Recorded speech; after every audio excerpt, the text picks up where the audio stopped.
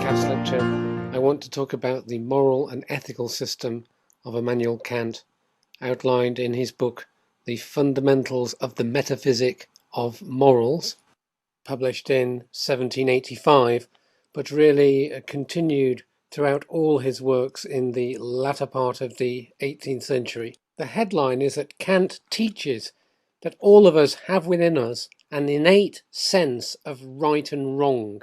He calls it the moral law within, and we're always aware of this law at all times, regardless of circumstances. Any person may do an immoral act of some sort, such as telling a lie, and they might well get away with it, and they might calculate they're bound to get away with it. But even in those circumstances, Kant says they will know they have done the wrong thing. Immediately, there's a very important practical point here for journalists. No philosopher, certainly not Kant, would think that any of us as journalists or just as ordinary people could ever say they knew the truth about any matter. But Kant is asserting we always know when we're being honest or not. So as we're going about doing our job of reporting, what we have to bear in mind, if we're working in line with Kantian ethics anyway, is whether we think we are telling the truth, whether we think we are being honest. We will be absolutely certain as to whether we think we're being honest or whether we're being dishonest, regardless of whether we know the truth or not. Now, in some ways, in practical terms, there should be a great weight off our shoulders, because we now do not need to know the sort of transcendent truth about any matter. We can be absolutely certain about whether our view of it is honest, meaning to say it's the most scrupulous attempt that we've made to describe it accurately and fairly. So whatever else we might say about the Kantian system, and it can be criticised on all sorts of levels, just in my subjective experience, I can't get away from Kant. I can't explain away Kant's proposition that I personally, and all other people, he would assert, have this intuition about honesty and dishonesty. He, Kant, and everybody he knows, but he's asserting that this is a universal fact of human existence, that all people, all humans who are humans, have this built-in subjective moral law. They intuitively know the difference between right and wrong, between good acts and bad acts, and that such an awakening of moral awareness happens quite young in the development of the person, almost from the time they can talk. Now, there's an immediate objection to Kant on empiricist and anthropological grounds. Anthropology being the comparative study of the belief systems and customs of different societies, different civilizations.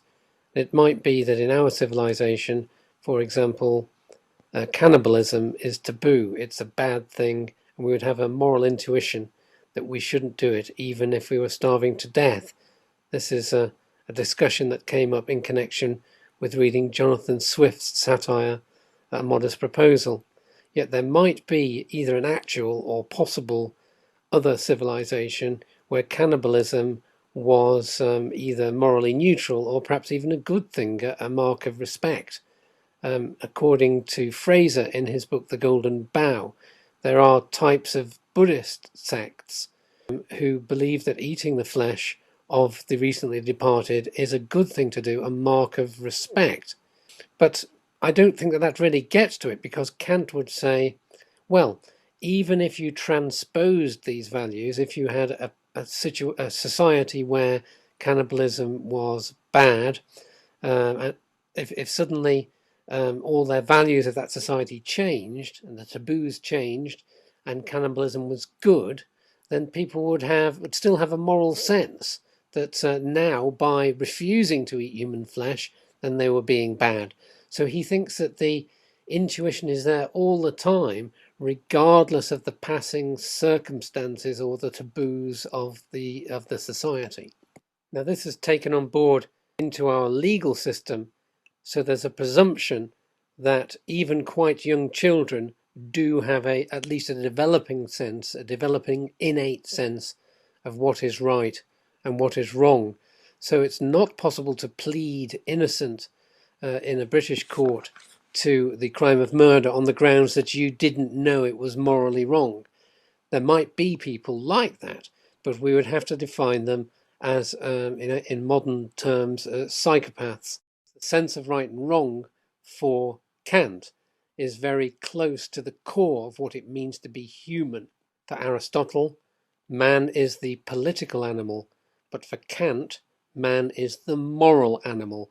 This is what sets us apart from other creatures, is we have this innate sense, this intuition of what is morally right and what is morally wrong. Given this subjective, intuitive basis of morality, how then does Kant say we should live our lives? What rules, laws, principles should we adopt in order to live the good life, to be good people, to pursue justice? The answer to this comes in the juxtaposition of what Kant calls the categorical imperative as opposed to the hypothetical imperative of moral behavior. A hypothetical imperative is a command where there's a moral type instruction, but the instruction is only temporary and it's only to achieve specific ends. So, for example, if you want to pass your journalism exam, tell the truth in your news reports. If you want to avoid failing on the fatal error system we have in news reporting, never lie. If you wish to pass your exams, work hard. Now, there's an implication in the hypothetical imperative that once you've passed your exam, there's no need to work hard anymore. The categorical imperative would just say work hard. So the categorical imperative is a moral type command which always applies to all people at all times in all circumstances with no exceptions whatsoever. And for Kant, the test of whether a person is a moral person is only about whether they obey categorical imperatives which they set for themselves or which are set by society with their consent. Only when you obey the categorical imperative of the type never lie are you moral. If you don't want to go to jail, then don't lie is not at all moral. It is immoral because it is a hypothetical imperative and not a categorical imperative. Now, this is a very tough moral regime, a very harsh moral regime, particularly as it has its origins in the noumenal unknowable world and our intuition of how things ought to be in that world. Of course, it's highly compatible with religion that these these categorical imperatives, "Thou shalt not kill," have come from God, and they must always be obeyed with no exceptions. Of course, in Christianity they have the concept of the just war, but essentially there are the Ten Commandments. They are all categorical imperatives, and if you break any of them, you might find it convenient and pleasing to do so. But Kant's contention is you will know when you have broken them, you will know when you've broken this moral